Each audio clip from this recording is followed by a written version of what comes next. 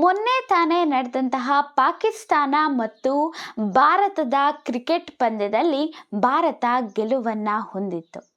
ಆದರೆ ಭಾರತ ತಂಡ ಆಟ ಆಡಿ ಗೆದ್ದಿಲ್ಲ, ಬದಲಾಗಿ ಮಾಟ ಮಂತ್ರ ಮಾಡಿ ಗೆದ್ದಿದೆ.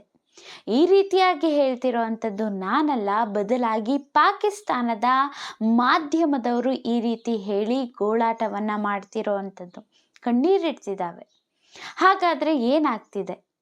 ಕುಣಿಯೋದಕ್ಕೆ ಆಗ್ದಲೇ ಇರೋವಂಥವರು ನೆಲ ಡೊಂಕು ಅಂದ್ರಂತೆ. ಅದೇ ರೀತಿಯಾದಂತಹ ಪರಿಸ್ಥಿತಿ ಈಗ ಪಾಕಿಸ್ತಾನದವ್ರಿಗೂ ಕೂಡ ಆಗಿರುವಂಥದ್ದು.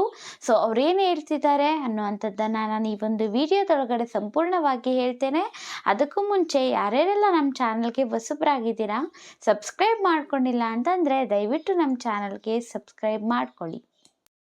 ನಮಗೆಲ್ಲ ಗೊತ್ತಿದೆ, ಈ ಸಲದ ICC ಚಾಂಪಿಯನ್ಸ್ ಟ್ರೋಫಿ ನಡೀತಿರೋವಂಥದ್ದು ಪಾಕಿಸ್ತಾನದಲ್ಲಿ. ಆದರೆ ಭಾರತ ಪಾಕಿಸ್ತಾನಕ್ಕೆ ಹೋಗ್ತಾ ಇಲ್ಲ, ಬದಲಾಗಿ ಭಾರತ ತಂಡ ಇರುವಂತಹ ಎಲ್ಲ ಪಂದ್ಯಗಳು ಕೂಡ ದುಬೈನಲ್ಲಿ ನಡೀತಾ ಇರೋವಂಥದ್ದು ಗೊತ್ತಿರುವಂತಹ ವಿಚಾರನೆ. ಪಾಕಿಸ್ತಾನ ಮತ್ತು ಭಾರತದ ಪಂದ್ಯ ಕೂಡ ದುಬೈನಲ್ಲೇ ನಡೀತು. ಯಾವಾಗ ಸೋಲನ್ನು ಹೊಂದಿದ್ರು ಅಲ್ವಾ, ICC ಚಾಂಪಿಯನ್ಸ್ ಟ್ರೋಫಿ ಒಳಗಡೆ ಆತಿಥ್ಯವನ್ನು ವಹಿಸಿ ಅವರೇನೆ ಹೊರಗಡೆ ಹೋಗಿರೋ ಅಂಥದ್ದು, ಅಂದರೆ ಮನೆಯಲ್ಲೇ ಮನೆ ಕಡೆ ಹೋದರು ಅಂತ ಹೇಳಬಹುದು. ICC ಚಾಂಪಿಯನ್ಸ್ ಟ್ರೋಫಿಯಿಂದ ಈ ಪಾಕಿಸ್ತಾನದ ಕ್ರಿಕೆಟ್ ತಂಡ.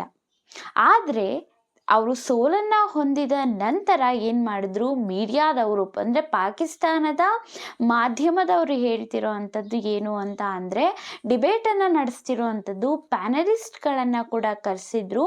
ಅವ್ರು ಹೇಳ್ತಿರೋ ಅಂಥದ್ದು ಸುಮಾರು 22 ಜನ ಮಾಟ ಮಂತ್ರ ಮಾಡೋ ಅಂಥವರು ದುಬೈ ಒಳಗಡೆ ಬಂದಿದ್ದರು. ಪ್ರತಿ ಪಾಕಿಸ್ತಾನದ ಒಬ್ಬ ಆಟಗಾರನಿಗೆ 2 ಮಾಟಗಾರರಂತೆ ಸುಮಾರು 22 ಜನ ಬಂದಿದ್ದಂಥದ್ದು. ಇವರು ಪಾಕಿಸ್ತಾನದಕ್ಕೆ ಬರೋದಕ್ಕೆ ಆಗ್ತಿರಲಿಲ್ಲ, ಹಾಗಾಗಿ ದುಬೈ ಒಳಗಡೆ ಆಟ ನಡೆಸಬೇಕು ಅಂತ ICCಯ ಬಳಿ ಪ್ರೆಷರ್ ಹಾಕಿದ್ರು ಅಂತ ಹೇಳ್ತಿರೋ ಅಂಥದ್ದು. ಇದ್ರ ಬಗ್ಗೆ ನಿಮ್ಗೇನು ಅನಿಸುತ್ತೆ? ಏಕೆಂದರೆ ನಾನು ಮುಂಚೆನೇ ಹೇಳಿದೆ, ಕುಣಿಯೋದಕ್ಕೆ ಬರ್ದಲೇ ಇರೋ ಅಂಥವ್ರು ನೆಲ ಡೊಂಕು ಅಂತ ಅಂದ್ರಂತೆ. ಇದೇ ರೀತಿಯಾಗಿ ಅಲ್ವಾ ಆಗ್ತಿರೋ ಅಂಥದ್ದು. ಸೊ ನಿಮಗೂ ಏನು ಅನಿಸುತ್ತೆ ಅನ್ನೋವಂಥದ್ದನ್ನು ಕಮೆಂಟ್ ಮಾಡಿ ತಿಳಿಸಿ.